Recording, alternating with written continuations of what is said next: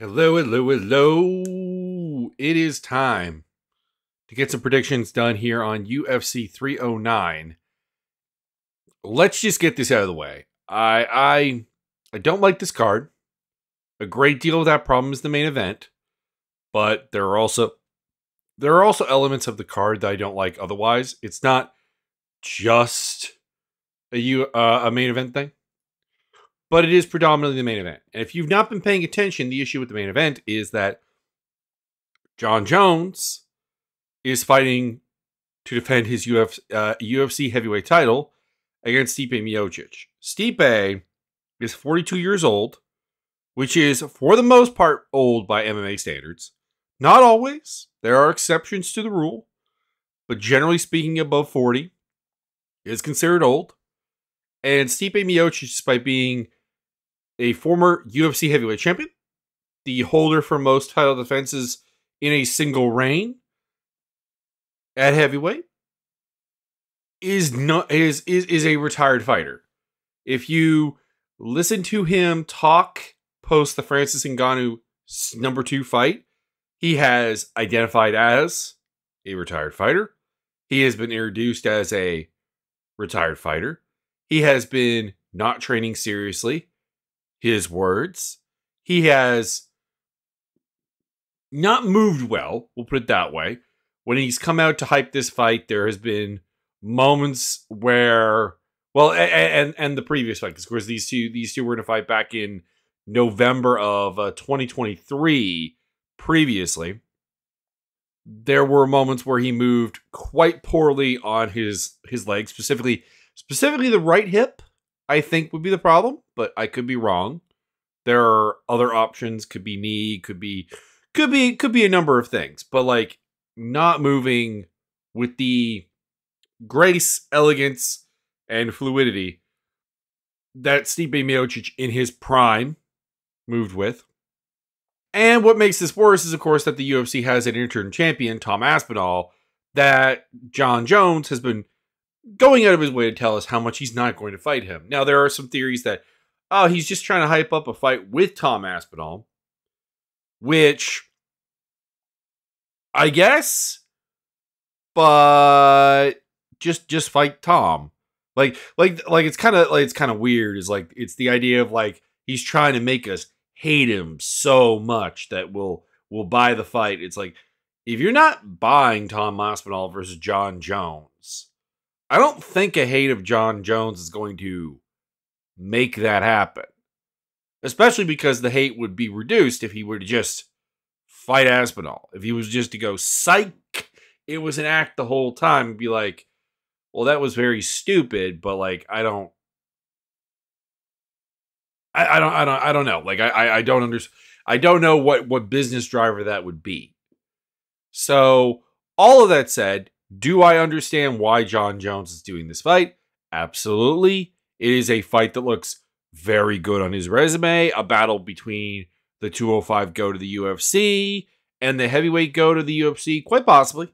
I'd say that there are options for the heavyweight goat with Stipe.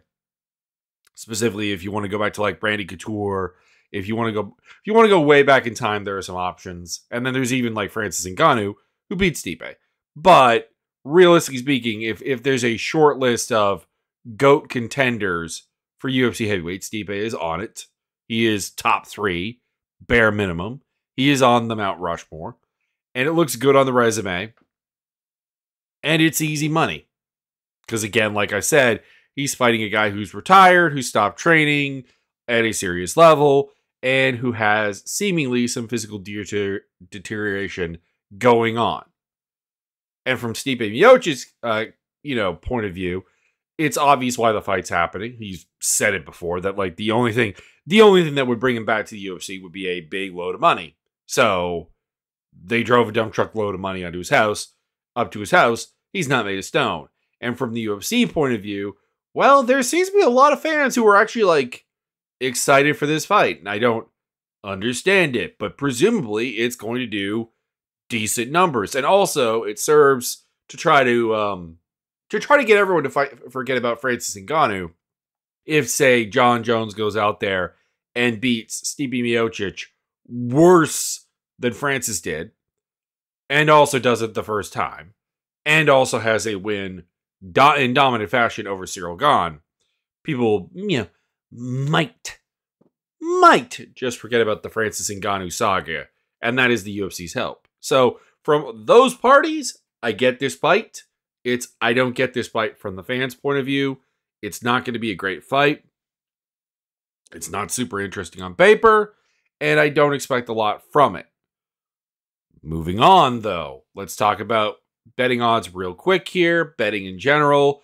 Do not view betting on MMA as a path to financial freedom. This sport is too unpredictable. This sport is too chaotic. It is also honestly just too unstructured, frankly. Like there are very few cards where I'm like, these odds make sense up and down the card. And this is no exception. There are some fights here that have some odds that don't make a lot of sense. You'd be like, well, those are the fights you can make money off of. Not necessarily, because I mean, the guys I'm picking are sometimes too large of a favorite. So, or ladies. And as a result, what I'm saying is, do not go and drop 20 G's on a UFC fight. Do not do that.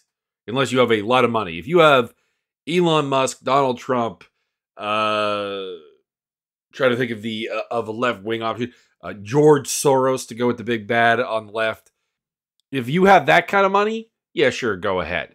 But for most of us, keep it small, keep it responsible, and do not bust the bank. Anyways, let's talk about the main event. I've already talked about it a lot, but let's get down with it. Stipe Miocic challenging Jon Jones for the UFC heavyweight title. Would this fight have been interesting at various points? Absolutely. For anywhere from about 2017 to 2020, this fight would be gold. I would be hyped up about it. I'd be talking about it in glowing terminology. I would still also probably be picking Jon Jones still.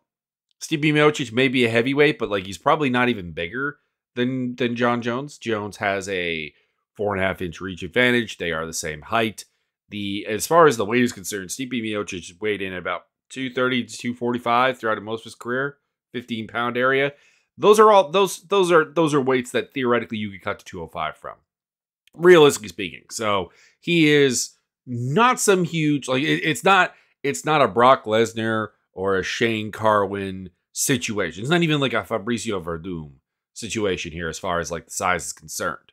I'd probably be picking Jones, but it would be a very, very interesting fight. Stipe is a fantastic wrestler with a pretty good boxing game for the upper weight classes. Jon Jones is a fantastic wrestler with fantastic athletic attributes, and of course, a good range striker.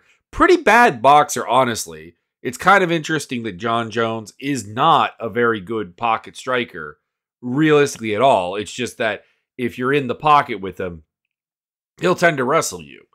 Like you're in the wrestle zone when you're there.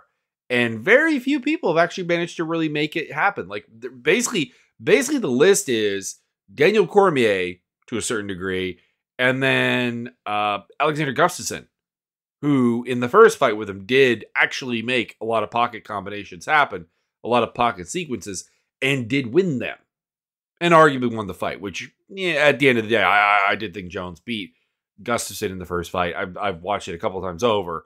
The only fight that I think I have actually seen Jon Jones get beat is Dominic Reyes, and I think it had to be with Jones just not really taking him seriously, honestly, at the end of the day. His final 205 fight against Dominic Reyes, I just think that until the 4th and 5th round, we weren't seeing Jon Jones fight to anything resembling his fullest. And then in the 4th and the 5th round, Reyes got tired and got the fight taken over on him. But there you go. Miocic is on paper the better wrestler. He has a higher collegiate credentials, but Jon Jones is, that sort of physical freak that you've got to respect, in the cage. That's the thing about this whole fight is that if you're asking me about Jon Jones, the fighter, strictly in the cage, it's all glowing reviews. Yeah, there are weaknesses. There's the pocket striking issue, etc. But there is a fact that this man should be undefeated because that Matt Hamill fight is a bit weird. which they are actually trying to overturn because 12 to 6 elbows are now legal. That's not how that works. But anyone who watches that fight with Matt Hamill isn't really counting it as a loss. Also, Jon Jones will have the old school gloves that are theoretically easier to poke people in the eye with, something he's famous for, because I guess he likes them better.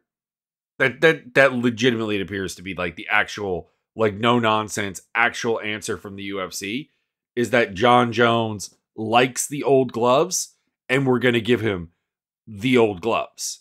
So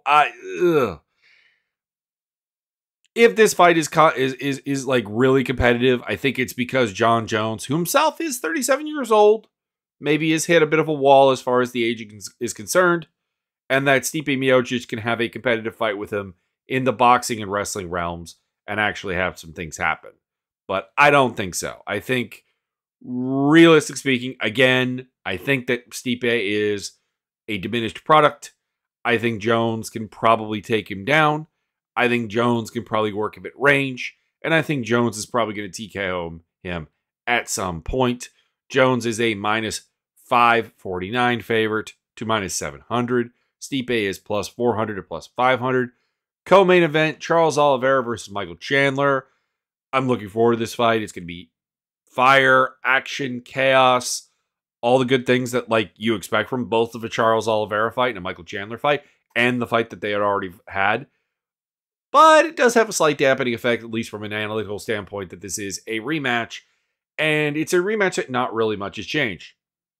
Both of them are older, but both of them are older in a very similar way that, like, everything is still more or less seemingly working. It is possible that one of them goes out there and just looks old, and that ends up being a difference. But anyways, there is a very safe path to victory from Chandler that was there in the first fight, which is that you can grapple with Charles Oliveira. You can wrestle him. You can work from top position. Yes, he is going to force scrambles. Yes, he is going to try to submit you. Yes, that is a little bit uncomfortable, but Chandler is an elite level scrambler. Realistically speaking, I do think that if Michael Chandler were to just be a wrestler and like a really composed top grappler, he would win this pretty easily. I don't think that's going to happen. It didn't happen the first time, and I think that Chandler is still way too interested in trying to get a Conor McGregor fight that he has wasted the last 2 years waiting for. And it's just not going to happen. There's my bold prediction. Conor McGregor doesn't fight in the UFC again. Bold, I know. I see Chandler coming out there and being the Chandler that we've seen in the UFC, which is very, very aggressive, short-arming punches with, very looping hooks and not great technique, but a lot of explosiveness and a lot of physicality behind them. And he will probably catch Charles Oliveira early. Kind of everyone does. Oliveira gets hurt and hit a lot. And their first fight was no exception. And then I expect him to probably face check every single trap possible. Because if you ever watch like one of those cartoon with the trap memes, like, Bugs Bunny or the Roadrunner or whatever, usually you gotta open the trap and bait the trap and make that happen. Not against Michael Chandler. You just have to like bring the trap out of the box and his head's already in it. Like that is how danger risk assessment failure that he is, honestly, that he will just get in trouble. And you could see it it's not even just the Charles Oliveira fight, it's the Gaethje fight, it's the Dustin Poirier fight, it's like every fight that he's had in the UFC. It's the Tony Ferguson fight that he had in the UFC, which is amazing because Tony Ferguson has been shot for a very, very long time.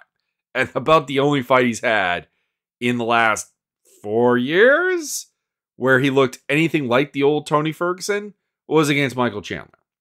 So basically everything except for the Dan Hooker fight. It is weird listening to Chandler talk about being a young fighter in this game. It's like, well, I haven't been in the UFC that long, which is true. His fight with Oliveira was his second UFC fight. He's only had 5. But this guy had a full career in Bellator. And I know Bellator is not the UFC. The level of competition is not the UFC. But let's be honest here. What is the difference in a practical sense? Because you're fighting in front of like a similarly sized crowd there. Like, we're fighting in Madison Square Garden here, historical arena and all, but like, there are events that have as many screaming fans with Bellator that Chandler fought at and faced guys like Eddie Alvarez at that. No, there is no excuse. And also, like, the implication is that he's learned from like those youthful transgressions. He has not. He is not. He still fights the exact same. So I'm going to go with Charles Oliveira by a club and sub. But realistically, again, if you feel like Chandler's going to win, it's there. Charles Oliveira is 35 years old. His chin is going to at some point get cracked.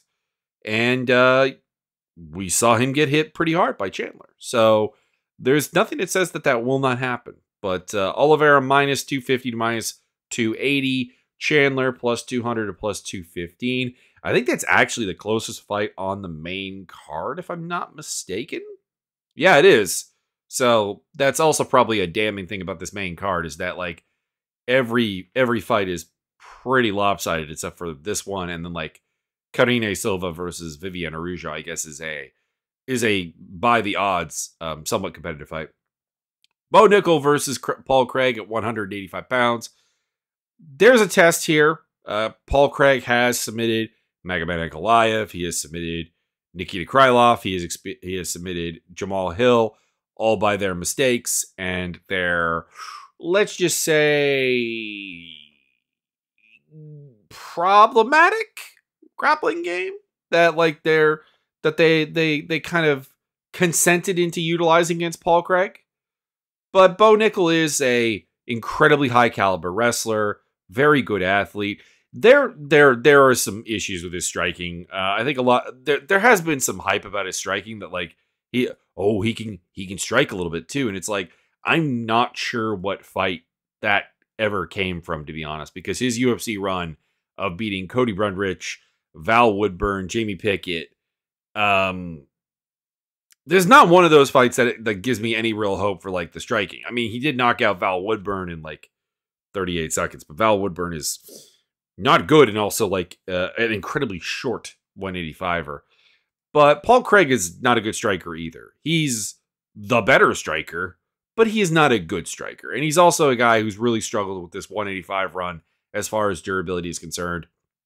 Getting knocked out by Kyle Bahayo, getting submitted by Brendan Allen, beating Andre Muniz, but that's about it. And then, of course, ended his 205 run with a knockout loss to Johnny Walker and decision loss to Volkan Oezdemir. He's 1-4 in his last 5. So realistically, you got to go with Bo Nickel. He's going to be able to control where this fight happens. Craig is not going to be able to take him down. So if he's going to have grappling success, it's going to have to be from bottom. And as far as the stand-up is concerned, like I said, when has Paul Craig ever beaten someone because of stand-up? I don't really think that performance really exists. If I recall correctly, I think he did clip Andre Muniz, who's also not a very good striker in his own right. But it's all groundwork. It's all groundwork. And he's fighting a much better wrestler. So there you go. I am expecting Bo Nickel to win this fight. I am expecting him to pass the fight IQ test, the can you not get submitted by Paul Craig's guard test, and get the W here by TKO. He is a minus 1,200 to minus 1,430 favorite. Craig is plus 680 to plus 750. You can't bet on Nickel at those odds. I'll probably take a flyer on Paul Craig just because it's a bit ridiculous. But the slow play of Bo Nickel has been a little bit annoying, given that, you know, the UFC does not hesitate to talk about him as a future champion. And it's like, guys, he's 28 years old. You kind of need him to move on up to the next step. Like, when exactly are you planning him to challenge for a title? When are you expecting him to have the MMA resume to fight for the belt? But that's just me. Karine Silva versus Viviane Araújo is a frustrating fight in the sense that they are both fighters that should have been much better with proper skill development than the fighters that we see before us. They're both very athletic, but also like fundamentally kind of broken. So in Silva's case, you have this dynamic takedown artist, but it's like a lot of like head and arm throws, which is not awesome, and dynamic submission artist. But again, there's a lot of like things on the ground that she does that are kind of wrong. There's a lot of things that she gets away with by being a phenomenal athlete, basically. Like that is essentially the problem, is that she's a BJJ girl, or possibly a judo girl. I don't know. I'm pretty sure it's BJJ, but who gets away with being like that plus athlete in a world that doesn't have a lot of those, and it's given her all kinds of bad habits. And then as a striker, there's good speed, there's good power to her striking, but it's very one and done. It doesn't really lead to anything. It doesn't build to anything. It doesn't even necessarily get to her takedown game very well. But hey, she's gone undefeated in the UFC. So there is that to consider. I think she's undefeated. Has she lost? I'm gonna look very silly if she has a loss. No, she's gone. Yeah, I'm right. She's gone 4-0 in the UFC, beating Poliana Botello, Ketlin Souza, Marina Moroz, and Ariane De Silva. All pretty good stuff, honestly. But the flaws are very much there. And then with Vivia Araujo, you again have someone who is a pretty good athlete, has reasonable form on their striking, but also has a simultaneously not very deep like ability to put combinations together. Has a better like intro to wrestling than Silva, but also is just kind of dull when she does it. Like everything's kind of very reliant on being able to bully someone in the clinch and on the ground. And when that hasn't happened, which is a good number of your UFC fights, she's ended up with like a lot of tepid like decision wins. Like she had a finish in her debut against Talita Bernardo by TKO, but then it's like decisioning Alexis Davis, notable bad athlete, decisioning Montana De La Rosa, notably bad athlete in a fight that not necessarily goes her way entirely, decision over Roxanne Modafferi, terrible athlete. And then like Andrea Lee and Jennifer Maia, who are better athletes than the rest, but still not great. And then, losses to Jessica Ai, who's not very good. Caitlin Sermonara, who's not anyone's idea of like a super, super dynamic fighter. And then like Alexa Grasso, who goes on to win the title, so that looks better. Amanda Hibosh, who is struggling to find a 125 identity. And then Natalia Silva, who is a very, very good athlete, but is also somebody who has a style that theoretically should be exploitable for what Araujo likes to do, and she couldn't do it. So at the end of the day, Silva is badly structured, but she's 30 years old as opposed to 37, so there's a 7-year age gap here. And admittedly, we are seeing her just kind of get away with it. We are seeing her apply those physical skills and items that she has to the fight and generally win. So get ready for some head and arm throws into like awkward positions on the mat, and Karine Silva winning by decision because she couldn't finish Ariane De Silva.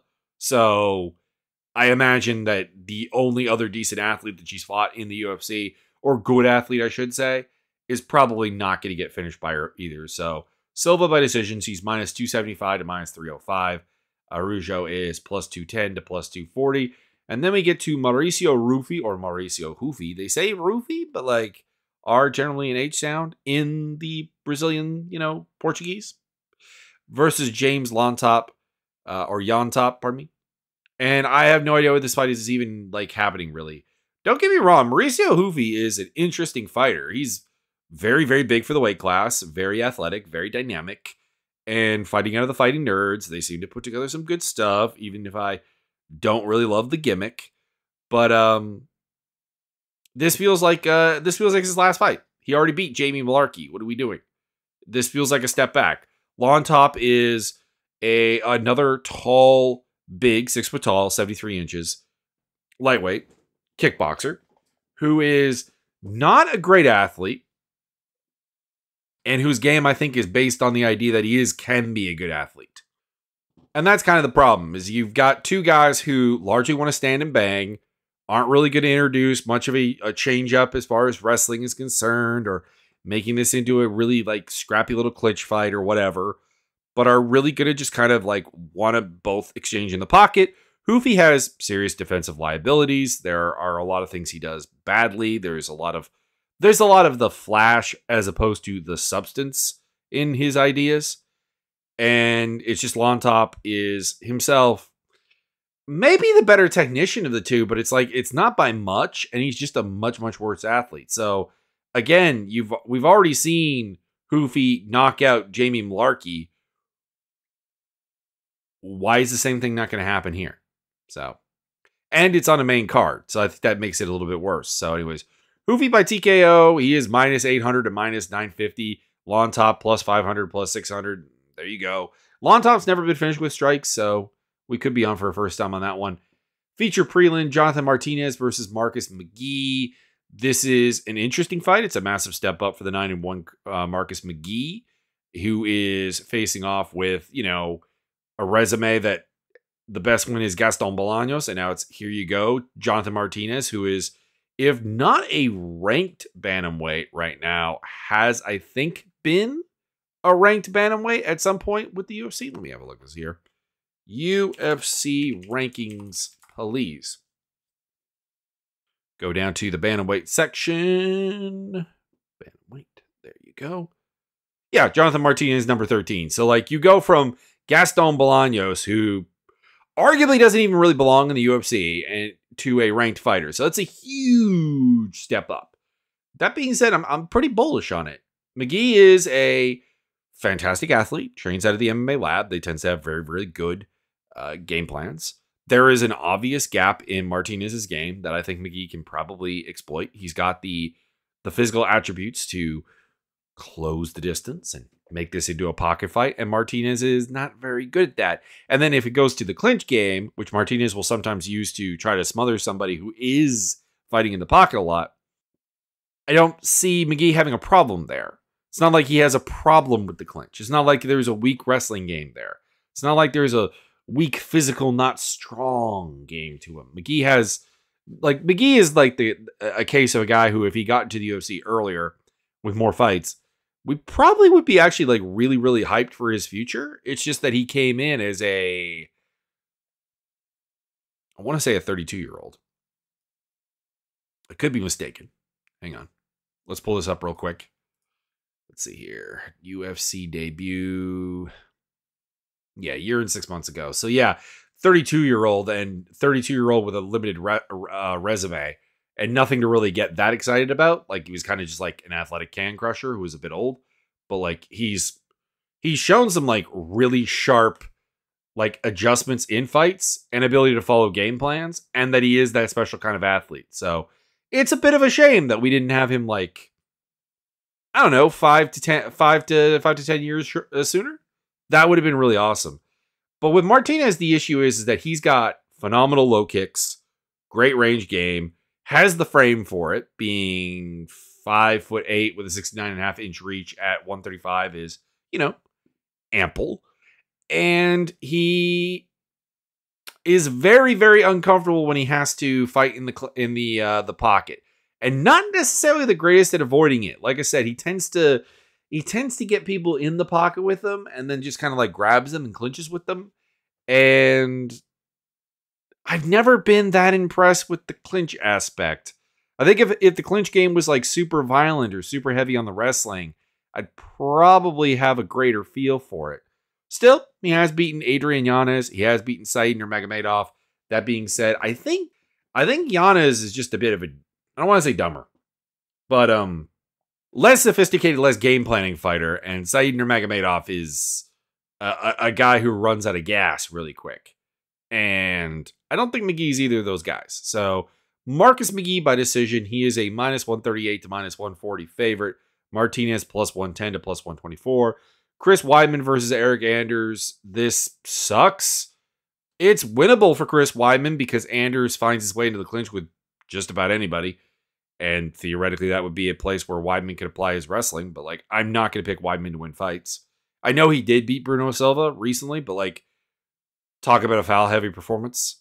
and also talk about a fighter who has completely detonated on a self-confidence point of view to the point of losing to Ismail Nardiev, that would be Bruno Silva. So, Weidman's 40 years old. He's had major leg surgery after the fight with Uriah Hall, and has not looked like a confident, comfortable, I'm all here physically fighter since, oh boy, 2017, the Gastelum fight?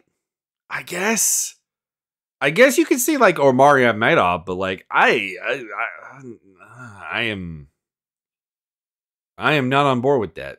Omari Akhmedov also has serious problems when he has to cut down to 185, and that was the case with that fight.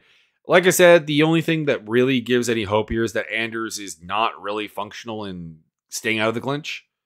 If he would just do the Brad Tavares thing, he would win easily. But I assume that the former NFL player is a good enough athlete to, even though he is 37 years old, be a little less shop worn, a lot less shop worn actually, and still like kind of functional. Because there's not been a fight yet with Eric Anders where I thought he looks like an old, done fighter. He just looks like a guy who's not really progressing at all, and pretty much will always have the same gaps in his game. And that certainly is enough to beat the Jamie Pickett's and Kyle Daukases of the world, but it lost to, Marc-Andre Barrio and like Andre Muniz and Christoph Yatko. Still, I got to go with Anders. He is the favorite, minus 115 to minus 125. Weidman is minus 107 to plus 102. Jim Miller versus Damon Jackson. This is Damon Jackson coming up to 155, and I expect a fun fight because Miller's fun, Jackson's fun, and their style should clash in a very fun manner with like some grappling fun and scrambles and submission attempts and probably a little bit of striking thrown in there as well. But at the same time, I'm not really, and it's weird because I saw this one. Jackson is the favorite in this fight, and I don't know why. Jackson's coming up from 145 for this fight. He's had serious problems when he's not been able to implement a control wrestling game on people at 145. And he's fighting someone larger here. This is a guy who's lost to Chepe Mariscal, Billy Quarantillo, got knocked out by Dan Ige. And yeah, does have a win over Alexander Hernandez, who has a win over Jim Miller. So I kind of get that. Properties of MMA math and all. But like also had a really competitive fight with Dan Argueta. It's just not a great sign. And like Charles Rose and stuff. Yeah, Jim Miller is just kind of like a better version and a bigger version of like what Damon Jackson is. Like he's probably the better striker of the two. He's probably the better grappler of the two. He's probably the better wrestler of the two. He's the bigger of the two. He's the stronger of the two. And I know that there's like fears that Miller at 41 years old could at any moment fall off a cliff. That's obviously there. That's on the table. But losing to Bobby Green and Alexander Hernandez in the last 2 years, not so bad.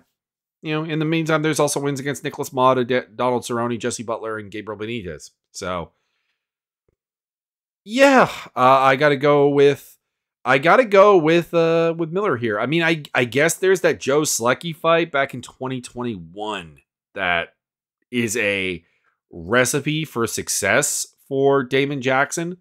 But I think that realistically, Slecki is a bigger and much more potent top grappler, at least in terms of getting there. At least in terms of getting there and locking it down. So, Miller by decision is my call here. Could see a submission as well, but I'll give him the odds on of getting to the end of this fight. And like I said, Jackson's a minus 174 to minus 182 favorite. Miller is my underdog pick, plus 136 to plus 150. Roberto Romero versus David Onama. This is a short notice fight, and I respect Roberto Romero for taking the fight. He's a decent little scrappy boxer and so on, but like he's a can crusher, and the cans have kind of crushed him back. So it's a pretty easy pick here. David Onama is huge for the weight class, 5'11", 74 inches. He is very athletic. He is very strong. He is fast. He is explosive. He is dynamic. Sometimes does not make the best decisions. Sometimes gets paralyzed by analysis. Obviously is beatable. Nate Landwehr, Mason Jones. But against a short notice debut, assuming that he's not thrown off by the changing opponent, I got to go with Onama by submission, probably, but I could also see decision or TKO as well. It's, Onama is one of those type of fighters who can win by kind of everything. And on best fight odds, when I looked, Onama's just minus 1,000. There's no line really. It's just minus 1,000, and Romero's plus 600 to plus 650. So there you go. Onama is a prohibitive favorite, and I do have to pick him here. Marcin Tybura versus Junta Diniz. Part of me wants to go like Diniz is not a prospect because he's 33 years old and unlikely to evolve in any major way, but like a new face of the division, exciting, powerful, striker who can clinch fight as well as like fight from range and be a good kickboxer and has the power and the dexterity and all of these things that we seldom get at the UFC level. He seems to have some right ideas for takedown defense, but like he's also been taken down by Austin Lane and Carl Williams when Carl Williams was, I think, really trying to kickbox with him, and that's not great. So you go. Tybura is a super well-known commodity, top 10 guy, despite the fact that he doesn't really have the physical tools for that. He is durable as all heck. He is hard-nosed. He has got the mental toughness. He's not anyone's a great idea of a great wrestler, but he will get people to the ground and he will submit them or pound them out and do his thing. Like if you give him a dominant position, he does take it. He doesn't do a lot with it. I'm going to have to sadness hedge and say Tybura, gets his butt kicked for a bit. Obviously, he kind of always does. And eventually will get the fight to the ground and eventually get to that dominant position in GNP. Diniz out. So there you go. The other thing I guess is the problem here is that Diniz was going to fight Derek Lewis, of course, and then that fight fell apart. That was at UFC Edmonton. And now instead of that, he's got himself a grapple heavy on not like short notice, but like 3 weeks notice heavyweight opponent. And that is, that feels like a bit of a recipe for potential disaster. So Tybura is a minus 140 to minus 152 favorite. Diniz plus 110 to plus 124. And then we get into a trio of like just coin flip fights. So can I just bunch them all together? Mickey Gall versus Ramiz Brahima, Oban Elliott versus Basil Hafez, and Veronica Hardy versus Eduardo Mora are all fights where I don't really trust any of the 6 fighters involved to actually be UFC caliber. I feel a little bit bad including Veronica Hardy in this because she's now on like a 3 or 4 fight winning streak, and like has kind of like proven me wrong that for a long time I was like her game seems a little bit too grab bag, a little bit too incomplete, but like it's working, and it's working against like JJ Aldridge and Jamie Lynn Horth, who I do have a fair amount of respect for. So maybe I shouldn't be including her in this, but like in all 3 fights, I'm left going like, I don't know. There's just not a lot to trust. Gall versus Brahima is jiu-jitsu on jiu-jitsu action. Basically, they both will stand, and Gall's stand-up does appear to be getting better, but like at the same time, they're both guys in their early 30s who aren't really showing the ability to break through to the next level. They're tough, they're durable, they're mentally solid, but like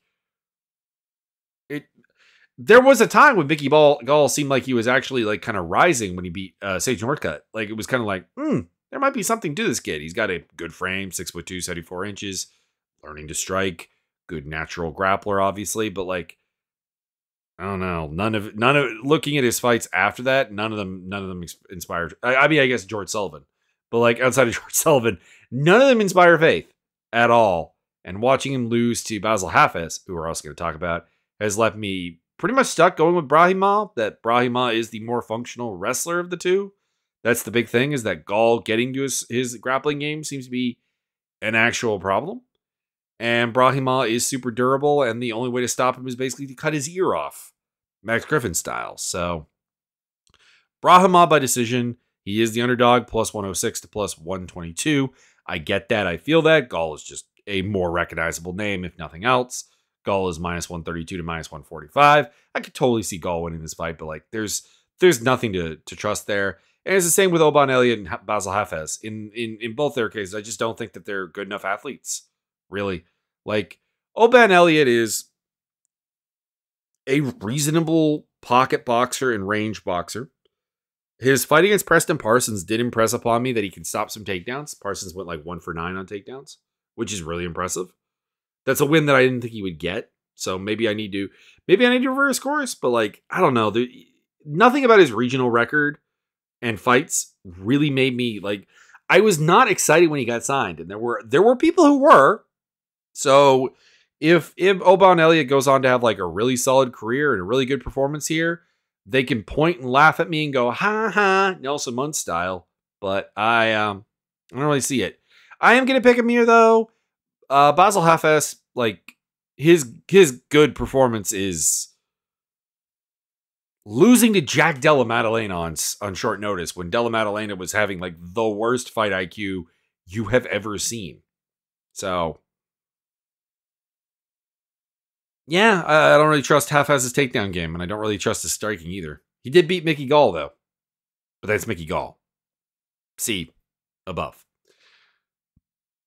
Elliott by decision, he's minus 265 to minus 290. Hafez plus 200 to plus 235.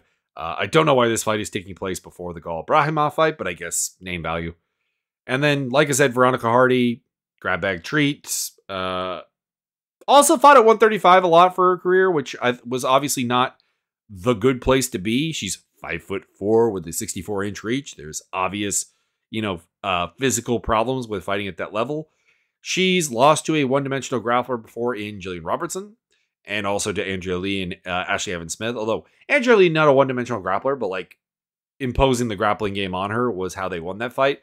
But at the same time, recently she's kind of, beaten JJ Aldridge and Jamie Lynn Horth and Juliana Miller and shut down their grappling games and, made me look very, very silly because I know I picked Horth to beat her. I know I picked Aldridge. I might have picked Miller. So there is that. I don't know. Like, my problem with picking Moore is that she's got a good grappling game and so on, but like her takedowns are not great. And she's coming up to 125 after basically weight bullying people at 115 her entire career. A weight class that she had no business at 5'6" with the build that she has making that weight. So no real striking game to speak of. Not a great takedown game. I guess I got to go with Veronica Hardy by decision, but I may regret the pick really, really quickly if Mora just comes out and just starts putting her to the mat and taking her down and doing her thing. Hardy is a minus 135 to minus 156 favorite. Mora's plus 110 to plus 122. I see it going the distance because Mora, even gassed out as all heck at her last fight, did make it to the judges' scorecards. And Hardy is a weird finisher. It's not that she's a bad finisher at all. Or not a finisher, because like she does have that armbar win over Polyana Viana, for example, and like a heel hook on the regional scene and a punches knockout on the regional scene and so on. But it's that there's nothing really reliable about her finishes. She's never finished somebody who's particularly good. Like Viana is the high watermark for her finishes. So I think I got to go with, also, just realized this. She got signed to the UFC off of a decision. That is, off of a draw. An Inferno Fighting Championship. That is weird. That is some weird stuff. Anyways, Hardy by like physicality and fluidity and just more of an ability to actually do MMA as opposed to just jiu-jitsu. Anyways, that's the fights. Check out the social media links down below, as well as links to the MMA Fight Simulator Discord and my video gaming stuff. If you want to hear more of my nerdy self, I apologize if this one went a little bit badly. I'm battling what is either food poisoning or a stomach bug right now, and it's not making things pleasant. Anyways, see you after the fights.